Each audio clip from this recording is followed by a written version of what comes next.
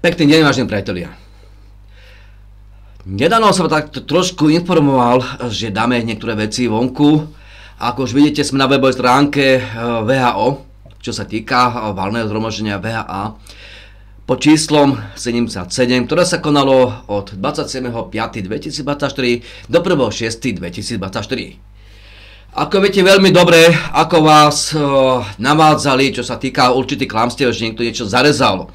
Príklad určití poslanci Národnej rady Slovenskej republiky, či to bol Petr Kotlár, Erik Kaliňák, Andrej Danko, ďalší Ševčík, ďalší členovia parlamentu, rôzne mimoparlamentné strany a hnutia, či to rôzni aktivisti, dáme k tomu z republiky, ktorí kandidovali do Európskeho parlamentu. Mená viete veľmi určite na veľmi dobre, na dobrej úrovni, že viete, kto to takéto veci šíril, klamstva. Snažil som sa celej verejnosti vysvetliť, že to je všetko klamstvo a podvod. Predošlé vysielania sme dávali, totiž aj som dával priamo dokumenty, dôkazy, že všetko, čo tu vám rozprávajú rôzne aktivisti, politici, hlavné médiá, alternatívne médiá, dokonca z tzv. Alternatívy, tzv. Necenzurovaná pravda, CZ24 News, hlavný denník, denní N, totiž aj pravda. Sice pravda sa z právneho hľadiska tak trošku vyzula z týchto vecí, ja vám za chvíľku vysvetlím a ukážem prečo. Pravda tedy uvádzala, že asi, možno, pravdepodobne, údajne. Tedy Kotlár sa vyjadroval, že zarezal pandemickú zmluvu z VHO. No snažil som sa vysvetliť verejnosti, že to bolo všetko klamstvo, podvod. No nie a nie a nie. Pretože politici neukázali černé na bielom, hoci my, Občianske združenie Dôstojnosť Slovenska, Kamil Jakub, vám ukázal som vám celý čas, že vás klamu zavádzajú všetci do jedného. Ste si robili volebnú kampaň, pretože potrebujú dostať určitých ľudí a skupiny, ktoré sú riadené Bruselom, VHO, OSN. Je to aj samotná republika. Takisto rôzne aktivisti alebo z republiky, či to bol Kamenský, Heredoš. Ďalšie médiá, ktoré má urobený kompletný zoznam, alebo Českej republiky, Reichel a rôzne alternatívne médiá, šírili totiž hlúpe a s prepáčením hnusné klamstvá o tom zarezania pandemickej zmluvy z VHO. Naprv tvrdili, príklad ako Kotlár, naprv tvrdil, že čo? Majú naštudované, čo sa týka IHR, ako MZP VHO. Pretože pandemické zmluve, ako bol osvedčený z hnusných klamstiev, lenže ľudia týmto veciam chceli veriť, samozrejme. Tvrdil, že on bol totiž hlasovať a ďalšie veci priamo vo VHO, na VHA, valnom zhromaždení, proti pandemické zmluve z VHO. Dal si krásnu fotečku, kde si podaroval ručičky krásne so s týmto úžasným Tedrosom. Neskôr ministerstvo zdravotníctva, ministerka zdravotníctva pani doktorka Dolinková usvedčila z hnusných týchto špinavých klamstiev. Bol to na môj dotaz, aby dali totiž veci na pravú mieru. A hneď, lebo sa budú podávať určité veci na generálnu prokuratúru, ústavný súd a ďalšie veci. Dobre. Z ničoho nič, pán Kotlár a ďalší poslanci Národnej rady Slovenskej republiky, rôzne aktivisti, rôzne médiá, či to je alternatívne médiá, hlavné médiá, aktivisti, facebookové skupiny, šírili hnusné podlé klamstvá, nadhodenie pozornosti to, čo sa v skutočnosti dialo. Snažil som sa ľuďom vysvetľovať, že neverte, prosím vás. Nie, ľudia nechceli veriť. Nie, pretože oni to povedali. Mňa nezajíma, čo oni povedali, mňa zajíma to, čo je na černé na bielom. Nič iné ma nezajíma. Ak sme teraz tu na webovej stránke VHO, tu máte všetky plenárne zasadnutie, krásne si tu máte krásne každý sám overiť, hlasovací proces všetky. Keď budete na dokumenty, máte hlasovací proces, príklad, hej, čo sa hlasovalo vo VHO. Alebo dokonca máte všetky dokumenty. Ja som si niekoľko týždňov študoval a právom som informoval verejnosť, že vám tu všetci klamu zavádzajú. Máte tu všetky oficiálne dokumenty. Stačí si len otvoriť VHA, VHA 77, zadať do Google a tu máte presne vám to proste navedie na túto stránku a tam môžete si krásne každý všetko overovať. No nedávno, čo sa týka určitých vecí, hej, aby to vyšlo konečne, alebo bolo skoro ozrejmené verejnosti, že všetci vás tu podľa oklamali. Všetci do jedného. Totiž ja som dneska docela ďalší list priamo na ministerstvo zdravotníctva na 3 dokonca mailové adresy, či to je ministerke zdravotníctva, opisu a ďalším.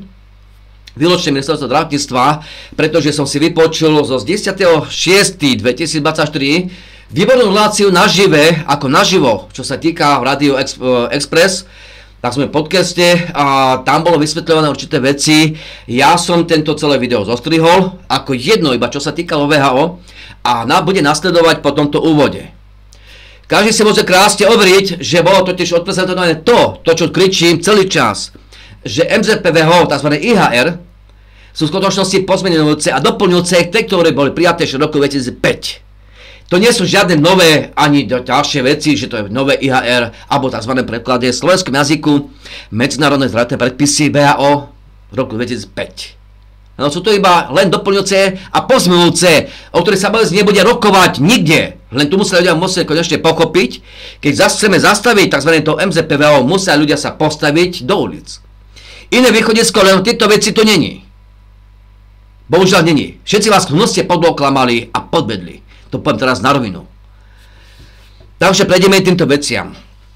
Keďže Kotlár a ďalší tvrdili, ako predtým, keď si pamätáte 3 týždne späť, alebo spätne, Kotlár tvrdil, že si naštudoval IHR.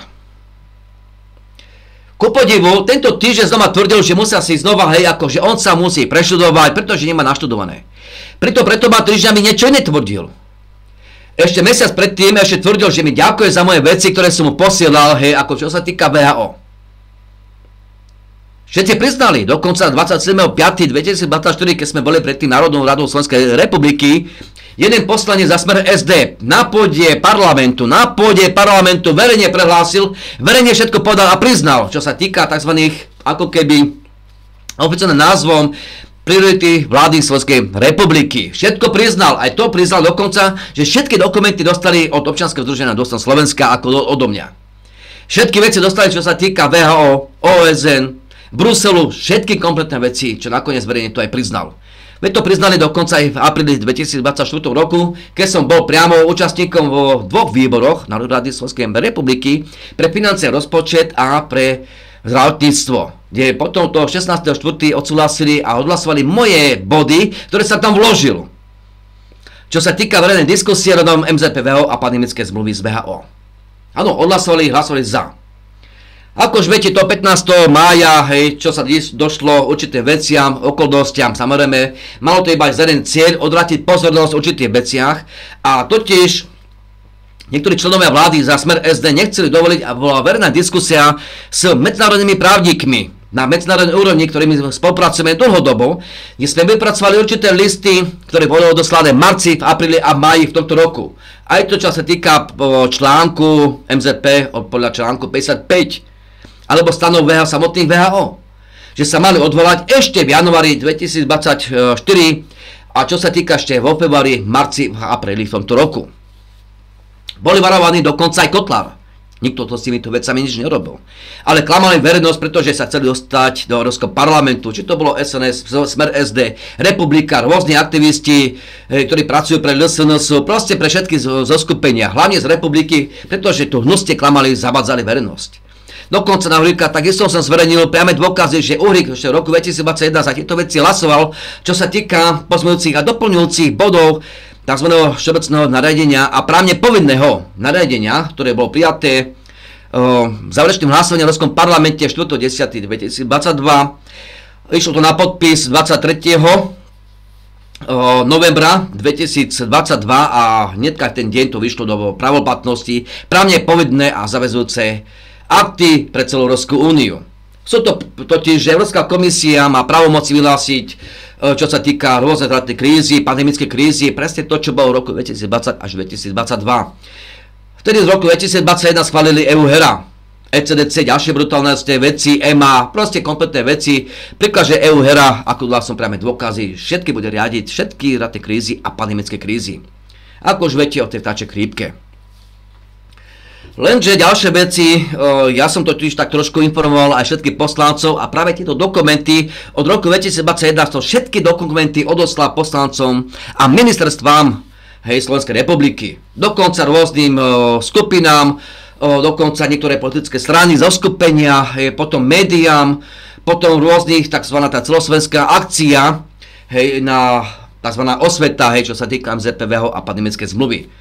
Vypracovali sa rôzne letáky formou, aby sa informovali verejnosť a teda. Lenže Tí ľudia a tie skupiny nedali si totiž pokoja, čo sa týka alternatívy, hlavných médií. Rôznych politikov, mimo parlamentných strán a hnutí, zvlášť republiky a rôznych aktivistov na sociálnych sieťach. Politici, znova zopakujem, Kaliňák, Erik Kaliňák, Andrej Danko, Peter Kotlár, Števčík, dokonca aj Rudko Huliak a samozrejme nechybala v tom medzi tými vecami aj Infovojna. Hlavný denník, znova to opakujem, denník N a ďalšie spustu médií, dokonca aj RTVSK, takisto zavádzala, klamala. Je to tak, všetci tu klamali, zavádzali, máme priame dôkazy. Totiž, keď 10.6. som si vypočul tú kompletnú reláciu, ministerka zdravotníctva na môj dotaz, znova za ten dotaz, kde sme trošku vybrúcovali verejnosť, aby sa pýtali a dopytovali týchto politikov, aby sa konečne podala v skutočnosti celá pravda na tej politickej scéne.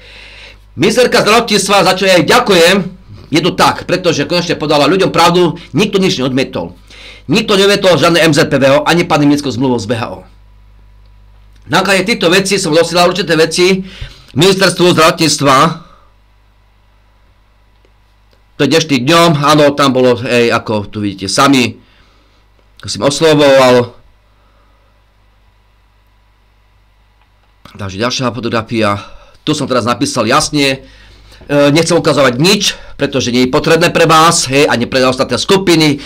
Ja viem, čo som tam písal a tu sa jasne píše a som tam uvedol, že sa tejto téme venujeme už roky na medzinárodnej úrovni a s medzinárodne uznávanými právnikmi, ktorí študovali právo MZP. Čo aj verejnosti vysvetľujem z právneho hľadiska a to vo všetkých bodoch. Snažil som sa aj o vysvetlenie pre verejnosť ohľadom vyjadrení rôznych poslancov Národnej rady Slovenskej republiky, rôznych politikov, rôznych a tzv. Alternatívnych médií, rôznych aktivistov, ktorí po svoj čas zavádzali verejnosť o tzv. Zarezení zmluvy s VHO, s MZP VHO. Bolo to jednoznačne zavádzanie verejnosťou, manipulácie a správneho hľadiska musia byť braní na zodpovednosť. Kde sa momentálne vypravujú rôzne podania na Generálnu prokuratúru Slovenskej republiky. Odezval sa aj tzv. Otvorený list na Ústavný súd Slovenskej republiky, Generálnu prokuratúru Slovenskej republiky, Úrad vlády Slovenskej republiky, poslancom Národnej rady Slovenskej republiky a rôznym médiám. Tu tam ďalšie sa píše, ja som tam totiž ďalšie veci tam uvedol, že nielen z VHA 77, mám našodore všetky dokumenty, pričom informujem verejnosť už od roku 2021 aj ohľadom pandemickej zmluvy z VHO a viem veľmi dobre, čo sa tam uvádza, alebo dokonca spoločný návrh Slovenskej republiky z 28.5.2024, o čom bolo schválené 1.6.2024. Samozrejme, že mnoho ďalších vecí v neprospech občanov Slovenskej republiky. Sledoval som aj celý hlasovací proces a zverejnil všetko pre verejnosť alebo z OSN a Európskej únii. Ďalšie. V tejto záležitosti vás žiadam, není potrebné pre vás nič vedieť. Ja viem, čo som tam písal. To sa za chvíľku prebehol pár dní dozviete, že čo tam bolo ako napísané, v čom som sa vyjadroval. Ja to uvádzam, že správneho hľadiska vysvetlenie ohľadom záležitosti MZPVO 2005, pandemickej zmluve s VHO a ďalších schválených uznesení na VHA 77 v Rade EÚ a Európskom parlamente. Medzi jedných riešení je ľudové hlasovanie, referendum o pandemickej zmluve s VHO, kde sa aj o zmluvách uvádza aj v Ústave Slovenskej republiky, ako ste už aj oznámila v relácii Radio Express. Je to jediná právna forma podľa Ústavy Slovenskej republiky, medzinárodného práva a práva Európskej únii a takéto referendum sme spustili v maji 2022, pričom ku dnešnému dňu máme 110 000 podpisov. Za skoré vybavenie mojej žalosti vopred ďakujem a s pozdravom Kamil Jakob, predseda občianskeho združenia Dôstojnosť Slovenska. Takže, teraz prejdeme k jednom vysielaniu, práve z tohto, ja som vystrelil celé video ministerke zdravotníctva Dolinkovej, na čo som aj ďakoval, že bolo vysvetlené presne to podľa týchto slov a presne, lebo toto som chcel podať, aby bolo podané verejnosti. Že všetci podlo oklamali ohľadom MZP VHO, pandemické zmluvy z VHO a všetkých kompletných veciach. Môžete to nadávať, koľko len chcete, že prečo sa zastali ministerky zdravotníctva. Z ďalších dôvodov ja som tedy vysvetľoval, keďže mala byť odvolaná ministerka zdravotníctva. Ak by bola ministerka zdravotníctva tá súčasná odvolaná, bol by dosadený, čo sa týka práve týchto vecí, hlavným ako keby bol delegátom práve očkovacej agent Jozef Šubada, ktorý bol dosadený do VHO ešte v roku 2018 práve smerom SD, SNS a Mozídom.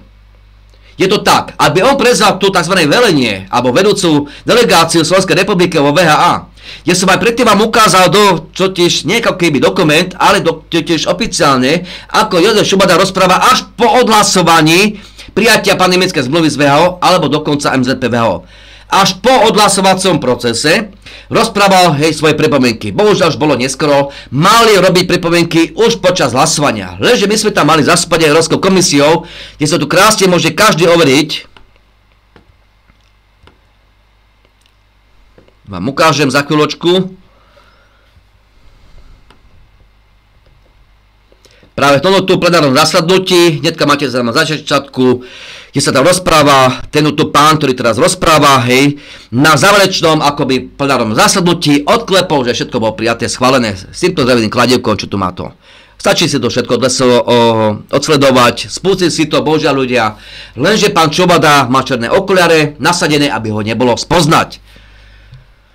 Všetky dokumenty, čo sa týka týchto vecí, máte tu na, môžem vám ukázať,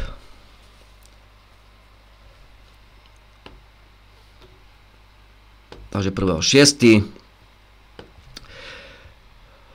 To je tu tá časť, 28.5.2024, aj čo sa týka spoločného návrhu aj Slovenskej republiky o tej pandemickej zmluve, týka sa tohto tu z OSN. Číslo dokumentu, to je tu, čo som už dávnejšie vysvetľoval. Si všutené dátumy, čo sa týkalo pandemické zmluve z WHO, sú presne dátumy, keď vy ste sa tešili z nejakého falošného referenda, Ficovho referenda, Urikovho, Pellegriniho, Danka a Kotlebovcov, už od roku 2021. Presne to sú tie dátumy 29. marca 2022, tu máte ešte februári 2022, presne toto je tie dátumy, pretože malo byť ako keby odpovedenie pozornosti o tom, čo sa hlasuje a prijíma Európskou komisiou vo OSN. Ak neveríte, nech sa páči, sme tu. To je to. Z minulého roku, takisto, keď ste sa tešili, to bolo prijaté v septembri. Presne v tých dňoch, keď ste sa tešili na predčasné voľby. To číslo.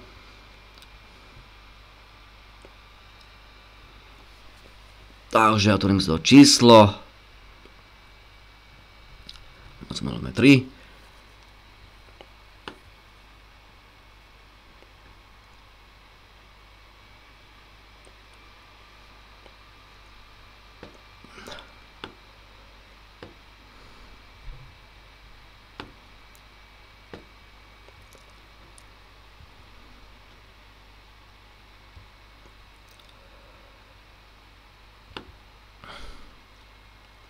Zverejnené to bolo ako 16. oktobra 2023, lenže to bolo ešte predstavené ešte práve že na valnom zhromaždení OSN, ktoré sa uskutočnilo, presne vám ukážem, v týchto dňoch. Valné zhromaždenie OSN v New Yorku 18. septembra 2023.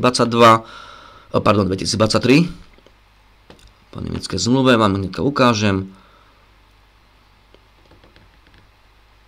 To je to, áno, nech sa páči, tu môžete čítať. To bolo prijaté v septembri, presne v tých dňoch, keď ste sa tešili na predčasné voľby. Fico v skutočnosti zakryl práve tento tzv. Pandemickú zmluvu, OSN, za ktoré hlasovalo, ako čo sa týka prijatia, Európskou komisiou a Rady EÚ.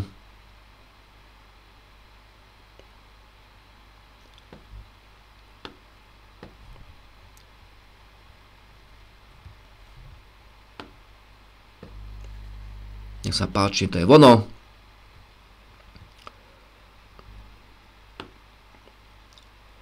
Môžeme na druhý dokument, ak chcete, dáme to. Anglický jazyk. English.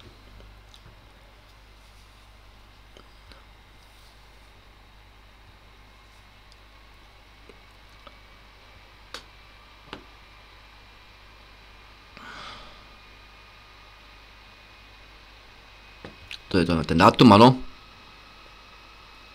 20. september 2023 z februára 2023, ktorí tam na týchto ako tzv. Sa uznesli.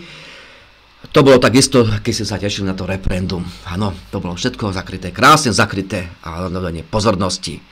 Takže to bola takto krátka ukážka. Teraz ukážeme ešte hlasovací proces v tomto VHA. Znova áno, toto máte.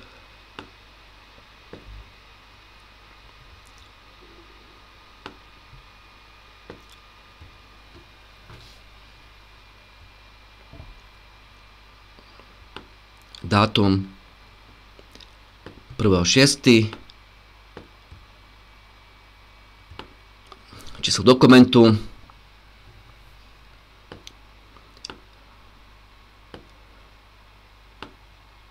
Ako ten draft, hej, ako celkové dokumentu, aby ste pochopili, a to sa bolo hlasovalo. A práve toto sa tam uvádza, aj ten na to tej Slovenskej republiky, to uznesenie, hej, a práve tam vyzýva, hej, a podporuje práve tú pandemickú zmluvu z VHO. Je to presne z tohto OSN.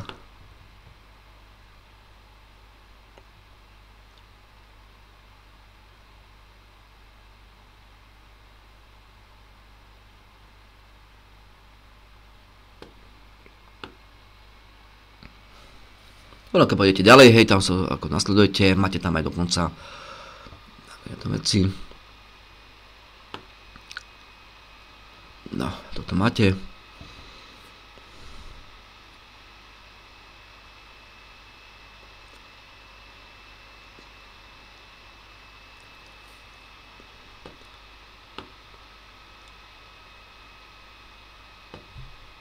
Dajte tam tento dokument.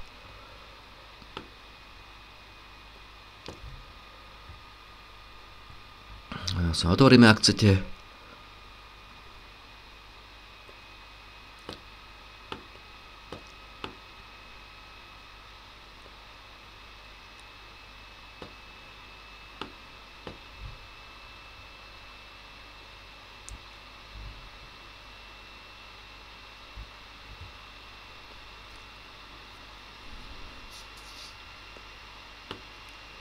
Tak, a tu máte všetky dokumenty znova. Potom si to všetko stiahnete, máte tam všetky veci, hej, čo sa týka zastúpenia Európskou komisiou, ktoré som už vedol na našej webovej stránke. Máte to všetko tu zvedené. Tak, a teraz prejdeme k ďalším veciam.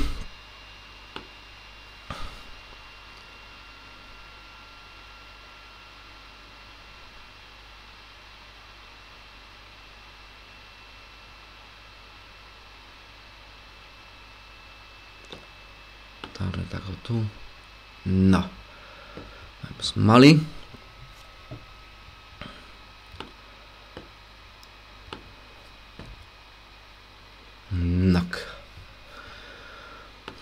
Teraz sme na našej webovej stránke www.dostanslovensko.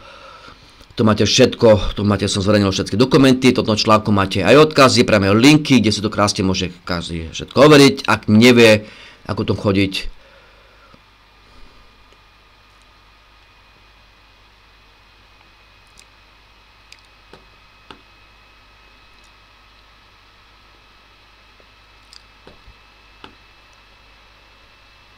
Takto, tu máte všetko v tom článku, aj dokument celý, áno.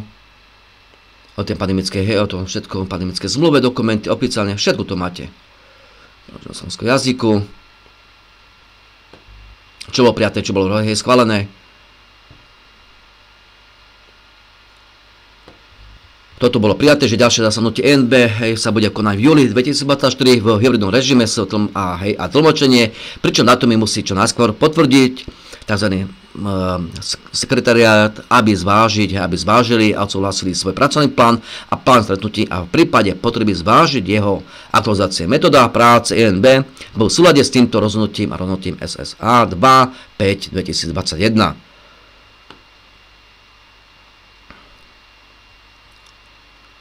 Takisto to máte, hej, takisto OSN sa to jasne jednoznačne píše.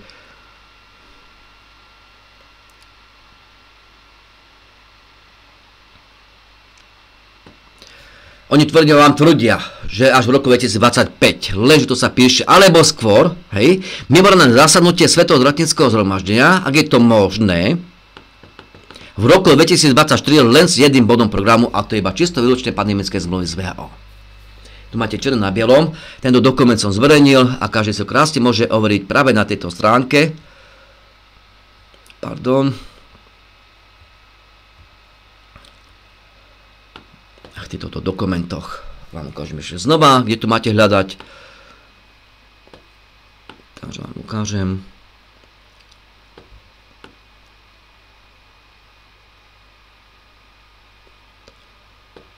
AMCF. To je tento dokument 15, to je posledný dokument. To je ono číslo.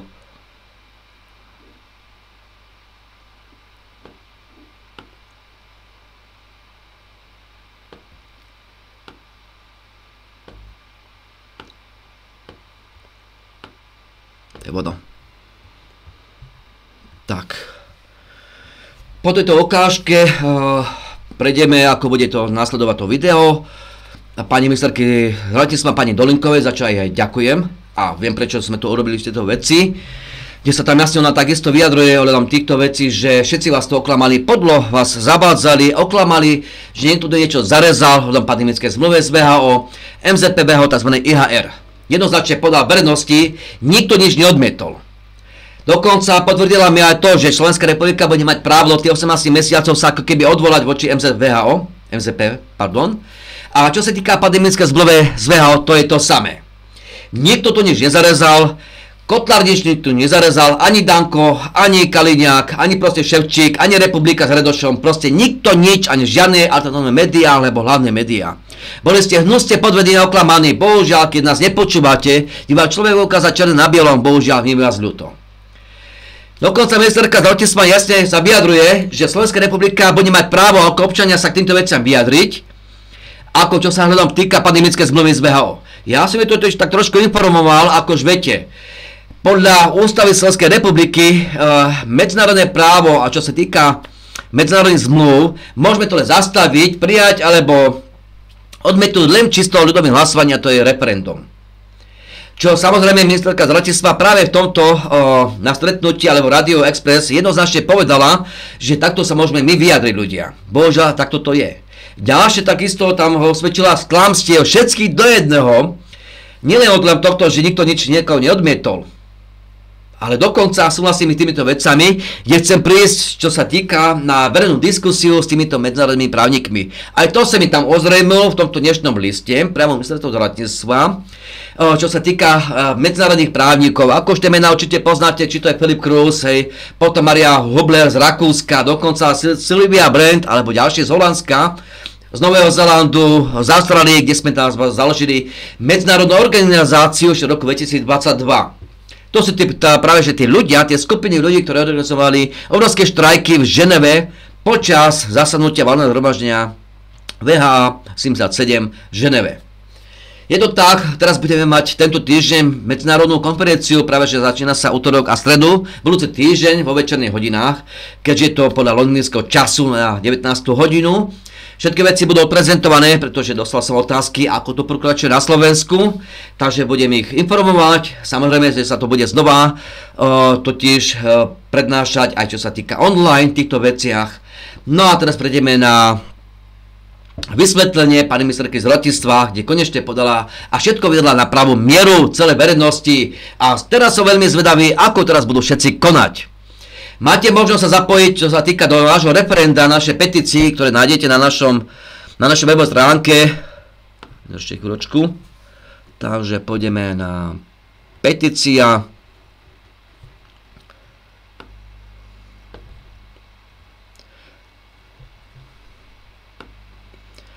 Máte na stiahnutie PDF dokument, pretože je to písanou formou. Žiadne s prepáčením zavádzajúce a nejaké nezmyselné online petície. Máte tam všetko, máte adresu, na ktorú adresu sa ako môžete odoslať, podpísané ako hárky, alebo dokonca môžete oskenovať PDF v dokumente, krásne, farebne to bolo takým spôsobom a môžete uviesť na našu e-mailovú adresu, ktorú máte uvedené tu na stránke ľudové zhromaždenie. Krásne odoslať, takže to je takto. No a teraz prejdeme na práve na tú verejnú diskusiu, ktorá sa udiala nedávno, to bolo 10.6.2023 v podcaste Radio Express s pánom Záborským, alebo tam takto sa volá. Takže všetko bolo odprezentované, boli priame otázky, dokonca ministerka zdravotníctva obvinila tých tzv. Ambulantných lekárov, že keď nemajú v týchto veciach informácie, nech prestanú zavádzať verejnosť, čo sa týka len pandemické zmluvy, z VHO a ďalších veciach. Jednoznačne ich totiž ako keby odpísala a jednoznačne jasne povedala, že chce mať s nami verejnú diskusiu na tejto úrovni, ako som to žiadal. Takže konečne sa to posunulo týmto smerom ďalej a konečne boli usvedčení hnusne zo týchto hnusných klamstiev celé všetká tzv. Média, alternatívne média, politici, či to je z Bratislavského parlamentu, z vlády Slovenskej republiky, dokonca mimo parlamentné strany a hnutia a z vlád republiky, ktorí to verejne klamali, zavádzali a podobne. Takže mená už asi určite viete, ktoré vás tu klamali a v rôzne facebookové skupiny. Takže pevne verím teraz, že konečne sa verejno dozvie celú v skutočnosti, tú brutálnu, tvrdú pravdu, realitu, ktorú sa snaží niekoľko rokov, ale posledné týždne ozverený verejnosť, že ste boli hnusne oklamaní, podvedení. Tak poďme teraz na to a teraz si prejdete to krásne video a prosím vás, zdržte sa tých vašich hlúpých komentárov, niečo dolinková a ďalšie veci.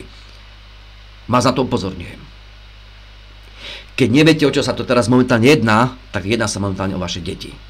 A keďže ministerka Dolinková jasne povedala, že to formou, akože Slovenská republika môže odmetnúť z právneho hľadiska jednoznačne to referendum, ktoré máme.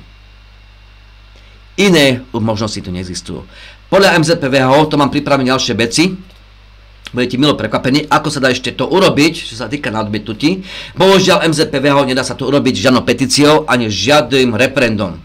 Bohužiaľ, keďže boli prijaté v roku 2005 a v súčasnosti sú len pozmeňujúce a doplňujúce tieto body a články. Takže z právneho hľadiska, prosím vás, nechajte sa znova oklamať a zabádzať s určitými skupinami ľuďmi. Je to všetko na odvedenie pozornosti a sabotovanie tejto práce. Ďalšie veci, ktoré pripravené po celom Slovensku, zatiaľ vás nebudem informovať o týchto veciach, to sa dozviete v priebehu pár dní, kde chcem kontaktovať určité skupiny ľudí a médiá, čo sa týka určitých mestách. To sa za chvíľku dozviete a pevne verím, že sa konečne to rozbehne tieto akcie a prečo sa zapojili do tohto referenda a prečo ľudia, aby sa zapojili, nebali sa ísť, nebrali to na ľahkú váhu, že kašlem na to. Prepáčte ľudia, tie hlúpe reči si, alebo tie keci si už nechajte doma pred seba, schovajte si kde si pomankúš a tam si držte. Ale na verejnosť si tak láskavo dávajte, poďme ľudia spoločne a zapojíme sa do týchto vecí. Tak poďme na to vypočutie ministerky zdravotníctva pani Dolinkovej, kde osvedčila všetkých do jednoho z týchto hnusných podľa klamstiev a preto podávam podnety na generálnu prokuratúru a čo sa týka právnej zodpovednosti určitých politikov mimo parlamentných strán a hnutí rôznych médií a teda. Takže pre vám príjemné vypočutie si týchto veci a pevne verím, že konečne sa zobudíte, že celá slovenská spoločnosť sa konečne zobudí. Pekný deň. Ministerka, Svetová zdravotnícka organizácia aktualizovala zdravotnícke postupy, ktoré majú zabezpečiť rýchlejšiu spoločnú reakciu krajín v prípade novej pandémie, samozrejme aj ďalších iných vecí. Tie postupy boli schválené spoločne v Ženeve. Slovensko, podľa tých informácií, ktoré máme ako jediná krajina, sa od nich dištancovalo. Moja otázka je, pani ministerka, prečo podľa toho opäť tých reakcií na ten náš postoj sa hovorí, že to pre nás môže znamenať, že v prípade pandémie zostaneme mimo informácií, nedostaneme sa k výstrahám, budeme mimo spoločných dodávok vakcín a podobne. A dokonca aj vaši bývalí kolegovia zo Združenia ambulantných poskytovateľov vám odkázali, a to je citát: dištancovanie sa od jej predpisov, tí myslia VHO, je vysoko neodborné, predstavuje medzinárodnú blamáž, spiatočnícke zmyšľanie, ale hlavne vážne ohrozenie zdravia jednotlivcov aj celej spoločnosti s tragickými následkami. Toto hovoria ambulantní lekári, pani ministerka. Vy si to beriete na tričko? V prvom rade musím povedať, že nehovoríme o slove dištancovať, a možno poviem takéto slovičko, že dizasociovali sme sa. Vlastne my sme konsenzom, to bolo schválené, my sme k tomu vyslovili ako keby výhradu. A poviem, že tiež mám pocit, že povrchne sa vyjadruje k týmto medzinárodným zdravotníckym predpisom, pretože mnoho ľudí, ktorí sa k tomuto vyjadrujú, ani nevedia, aký je rozdiel medzi pandemickou zmluvou a medzinárodnými zdravotnými predpismi. Dobre, to je super, ale platí, že z tých 190 krajín sme bola jediná, ktorá, vy síce používate iné slovo, ja použijem znovu to prvé, sa od toho dištancovala. Sme z nich najmudrejší, Alebo ako sa ľudovo hovorí, sme lietadlo, pani ministerka. Čo to je? My sme počas pandémie zažili zbytočných 20 000 úmrtí. Tá pandémia bola manažovaná tak, ako manažovaná bola.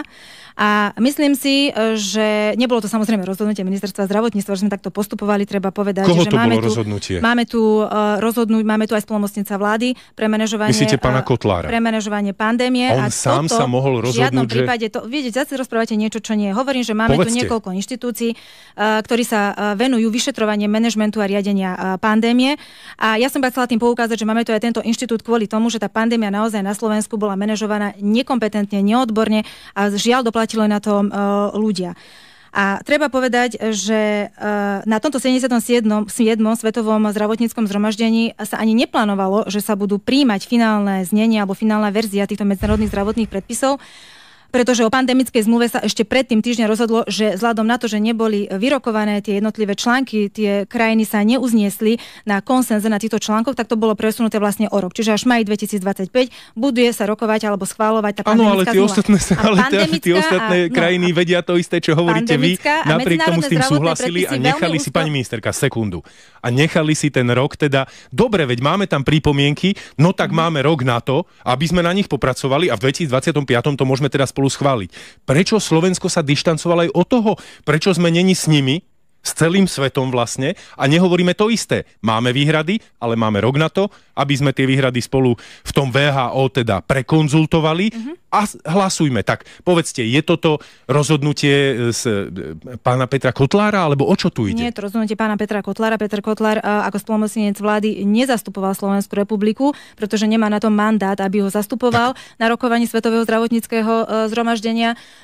Chcela som vám povedať to, že tie predpisy spolu veľmi úzko súvisia a vzhľadom na to, že dokonca niektoré články boli narýchlo prehodené, to myslím boli rozdiel 2 dni do tých medzinárodných zdravotných predpisov a my sme nesúhlasili s tým finálnym znením, nesúhlasili. Jednoducho, ako to poviem, aby to bolo, chcem to povedať tak, aby naozaj sme sa vyjadrili správne, že boli tam mnoho nástrah, ktoré sme nemali ako keby vysvetlené alebo odsúhlasené a nevedeli sme k nim zaujať stanovisko a preto sme radšej zvolili tú cestu, aby sme neboli jediná krajina, ktorá samozrejme, že hlasovala, pretože my sme nehlasovali proti ním, boli prijaté konsenzom, ale uplatnili sme si tú výhradu. Treba povedať, že tá výhrada ešte ju bude treba do 18 mesiacov aj nejakým spôsobom písomne potvrdiť. Ja viem aj prečo, ale zámerne obchádzate pointu tej mojej otázky. A zároveň treba ešte povedať aj to, že na nás sa vzťahujú medzinárodné zdravotné predpisy. Zavádzam, alebo si vymýšľam, ak hovoríme, že sme boli jediná krajina, ktorá to vlastne odmietla.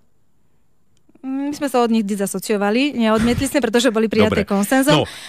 Stačí. Každým ďalším revidovaným predpisom samozrejme potom môžeme sa nejakým spôsobom pripojiť, pokiaľ to bude mať vykreované tie jednotlivé uznesenia, tie ustanovenia tých predpisov. Sme teda najšikovnejší z tých 190, lebo tí 189 to urobili inak?